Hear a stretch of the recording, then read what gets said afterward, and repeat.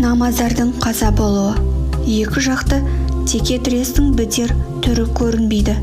Оқыстан жау әскері пайғамбарымыздың саллаллаху алейхи уассалам шатырына оқ жаудырды. Алла Расулы сауыт сайманын сайлап шатырдың алдында тұрған. Әзірет Жабирдің айтуынша, сол күні мүшриктер таң алауымен түн қараңғылығына дейін қар жазған. Расуланың шатырын нысанаға алған дұшпан құрамасын Халид ибн Уалид басқарған. Саны көп әрі таңдаулы әскерлерден құралған бұл бөлім мұсылмандардың күні бойы тырып еткізбеген. Ұрыстың қайнағаны соншалықты Расулла басшылығындағы мұшахидтер талмай шарып сумен бесін намаздыгер намазшам намаздарын қаза қылады. Жеге басына тиісіп бұлағаттағандарға қарғыс айтып көрмеген болмыс сұлтаны Әзірет Мұхаммед намаздарына қаза қылуға себеп болғандарға олар бізді күн батқанша мойын бұруға мұрша бермей намаздарымызды қаза қылдырған үшін Алла үйлерін, жүректері мен ішкі сарайларын отқа толтырсын деп лағнет айтқан. Артынша сол күні қаза намаздарын асхабымен бірге оқып Алладан кешірім өтінді. Қарсыластар аштық пен суықтан, соңы жоқ соғыстан әбден қашады. Сондай сәтте жаңадан иман келтіргендер Хатафан руының жігіті Нұғайым ибн Масғуд Расуламен жүздесуге рұқсат сұрады. Нұғайымның мұсылман болғандығының өз руластары бейхабар.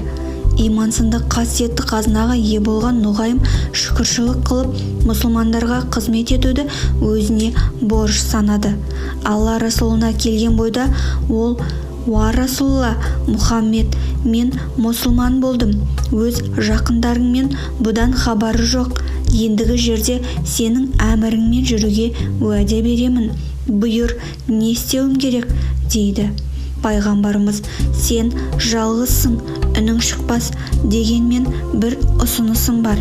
Бізді айнала қоршауға алған дұшпанның арасына кіріп, ыңғайын тауып, олардың бір-біріне қарсы қоюға қалайсың? Өйткені шайқас айласыз болған ба?» дейді. Нұғайым өзіне жүктелмеген міндетті дереу оқып: «Уа Расулла, әміріңе құлдық, тек сұрағым бар. Қажет болған жерде шындыққа жанаспайтын сөздермен амалдауыма бола ма?» дейді. Пайғамбарымыз: «Ойыңа келгенді ірікпей айта беруіңе рұқсат» дейді. Нұғайым алдымен Құрайза яһудилеріне барды.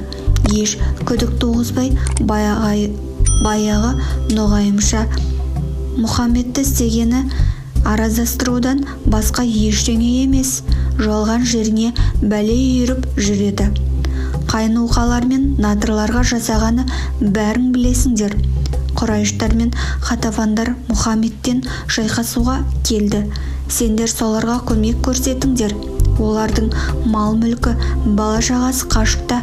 Жеңе қалса олар олжаны жинап тайып отырады. Ал жеңілсе алдын-артына қарамай қашып кетеді де сендерді мұсылмандарға тастай жөнеледі. Осыны бір сәт ойладыңдар ма? Мұсылмандарға қарсы әлсіз екендеріңе әмбеге аян. Сендер Құрайыштан кепілдікке адам сұраңдар. Әйтпесе жәрдем бермей қойыңдар. Кепілдер қастарыңда болса, олар оңайлықпен кете алмайды» дейді. Яһуди Құрайзалар айтылғандарға иланып, ескерткені үшін Нұғайымға алғыс айтты. Кетіп бара жатып, Нұғайым: «Менен естігендеріңді тіс жарып, жан баласын айтушы болмаңдар, құпия болып қалсын» деп ескертті. Құрайш мүшриктеріне келіп, сендерді жақтайтынымды, Мұхаммедке саллаллаху алейхи уассалам қарсы екенімді білесіңдер. Сол үшін естігенімді жеткізуді міндет санадым. Тек сыр ретінде сақтайтындарыңа сыр беріңдер деп құйғытты. Мүшриктер не болса да маңызды хабар екендігіне сеніп уәде берді. «Онда тыңдаңдар» деді ол. Құрайзалар Мұхаммедпен арадағы ынтымағын бұзғанына өкініш білдіруде. қайтадан сол бірлікті сақтау үшін сендерден мықты жігіттеріңнің бірнешеуін кепілдікке сұрамақшы. Мұхаммедпен қайтадан одақтасу үшін сендерден алған кепілдерді өлтіріп мұсылмандарға көз қылмақшы. Сөйтіп надырлардың да бұрынғы мекендеріне қайта оралуына рұқсат алатын көрінеді. Яхуди Құрайзалар сендерден кепілдікке адам жолдауларыңды сұраса алданып жүрмеңдер, бердік дегенше айырыласыңдар. Мүшриктер қолы соңғы рет бар күштерін салып, олардың жан-жағынан шабуылға кіріседі. Шайқас әдейінен қызды. Зулаған оқта есеп жоқ, тас жаудырғандарда қалысар емес. Шайқастың ең ауыр сәтінде пайғамбарымыз саллаллаху алейхи уассалам үстіндегі желбегейін жерге лақтырып салып, тізе бүкті де көкке қол жайып жабар еге жалбарынды.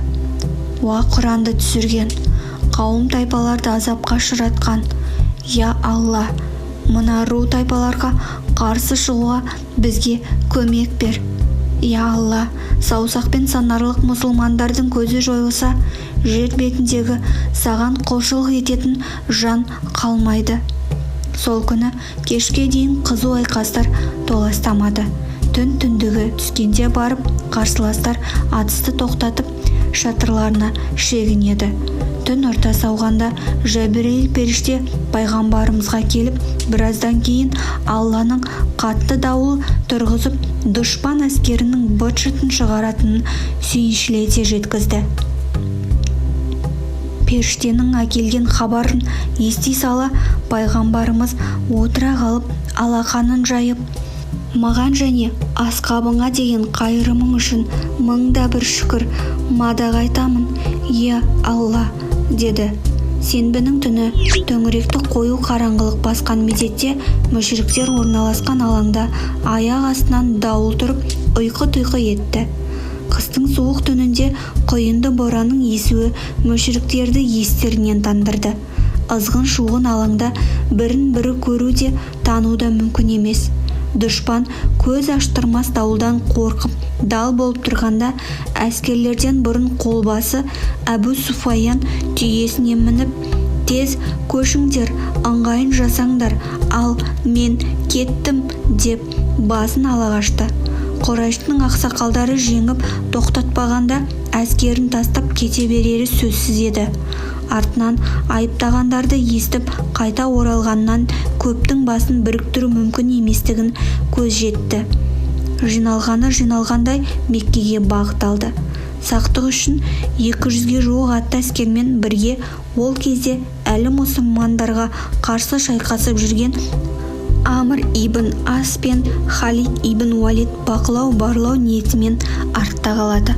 Балапан басына тұрымтай тұсына дегендей мүшриктердің өзі бытырай қашқанын көрген одақтас тайпалар да елдеріне жетіп алуға асықты. Пайғамбарымыз бен мұсылмандарға Алладан келген көмек жайлы Асқаб сүресінің 9-шы аятында мазмұндалады. Уа иман келтіргендер, Алланың сендерге берген жақсылығын, нығметін ұмытпаңдар. Бір кездері сендерге шабуыл жасап, біз сендерге оларға қарсы дауыл соқтырып, сендер көре алмайтын әскерлер жіберіп едік. Алла істегендеріңнің бәрін көруші. Дұшпанның үлкен азапқа ұшырап шегінгенін көргенде пайғамбарымыз күлімсіреп Аллаға шүкір айтып, Алладан басқа илах жоқ, тек сол ғана бар. Алланың әскерлері әзіз, құлына да көмектеседі. Араб тайпаларын жеңдірді, деді. Мүшриктердің босқа өрленіп қайтқаны Құранда да баяндалады. Алла кәпірлердің одақтас қолын діттеген мақсаттарына жеткізбей, оларды ашу-ызаға булыққан күйлерінде құралаған қайтарды. Сөйтіп, Алланың жәрдемі мүміндерге жеткілікті болды. Алла Хайюй Азиз, Асқаб сүресі 25-ші аят. Бір айға созылған ауыр шайқас Алланың жәрдемімен аяқталды. Мүшриктер аһ ұрып, мұсылмандар шаттыққа бөленді. Кәпірлердің осы жеңілісі мұнан кейінгі үлкен жеңістердің бастауы болады. Мұнан былай мұсылмандарға қарсыласуға олардың шамасы жетпейді. Өйткені Бәдір, Ұхыд және Хандақтағы тәжірибе мүміндерді аяқ асты етудің оңай шаруа еместігін айғақтады. Оғыстан ойсырай жеңілген жаяу әскері қайғы мен үмітсіздікке берілсе, мұсылмандар мерекедегідей шаттанады. Иман ерлерінің көңілдері көтеріліп, жүдеп жатқан жоқшылықты ұмытып, толассыз шүкіршілік қылды.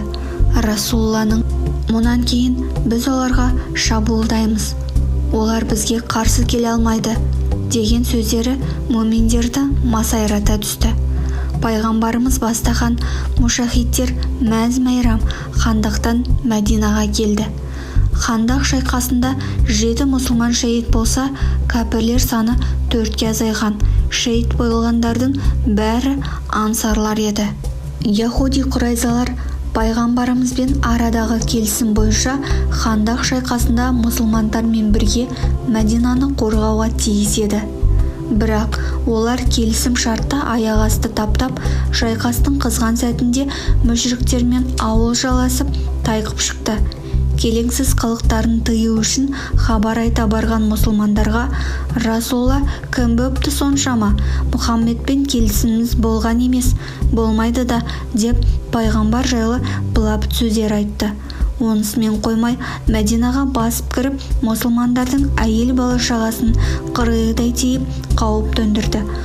Пайғамбардың қайырымдылығын аяқ асты еткен құрайзалар дұшпан шегінгенде барып есін жиғанмен бәрі кешеді.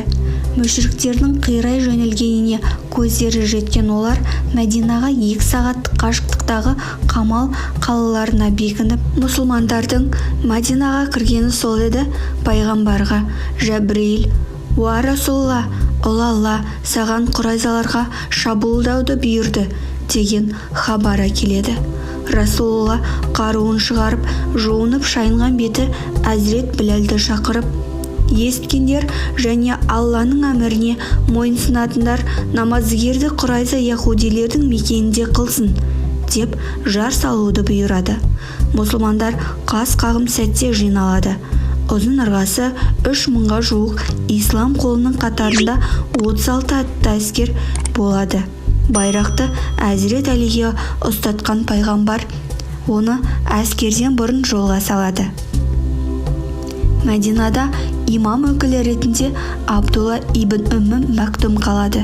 Сөйтіп, мұшахидтер долы дұшпанмен соғыстың маңызды мезетінде опасыздық жасап, жау жағына жақтасып кеткен Құрайза яхудилерін жазалау үшін жорыққа аттанады. Әскерден бұрын туын асқақтата желбіретіп жолға шыққан Әзірет Әли Құрайзалар қамалына жақын келіп байрақты тігеді. Мұны көрген яхудилер ауыздарын келгенді айтып сықпырта жөнелдеді. Пайғамбарымызды боқтап бұралайды. Хандақтағы сатқындарды олар зәредей ой салмағаны белгілі болады. Әзірет Әли байрақты сахабалардың біреуіне табыстап, Алла Расулының саллаллаху алейхи уассалам алдына шығады.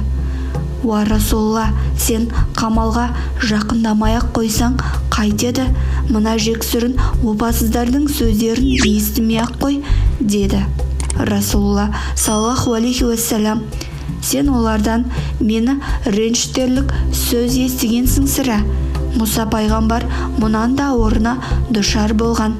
Сен бара бер, олар мен көргенде жаман сөз айта алмайды» деді. Құрайзалар хандарындағы қастандықтарын бас тарта алмай, пайғамбарымыз бен ислам әскерін күле қарсы алудың орнына былапыт сөзбен бас салып қиқарлық көрсетті. Жақсылық түсінбейтіндерге қарсы күш қолдану ғана қалды. Пайғамбарымыздың әмірімен мұшахидтер Құрайза қамалына оқ жаудырды. Яхудилерде қарап қалған жоқ, атысқа кірісті. Дегенмен олар мұсылмандар қоршауында қалды. Сырт көзге мұсылмандарға дос көрініп, шындығында ислам дұшпандарымен бармақ басты, көз қысты болып жүретін мұнафиқтар бұл жолы да әдеттерінен жаңылмады.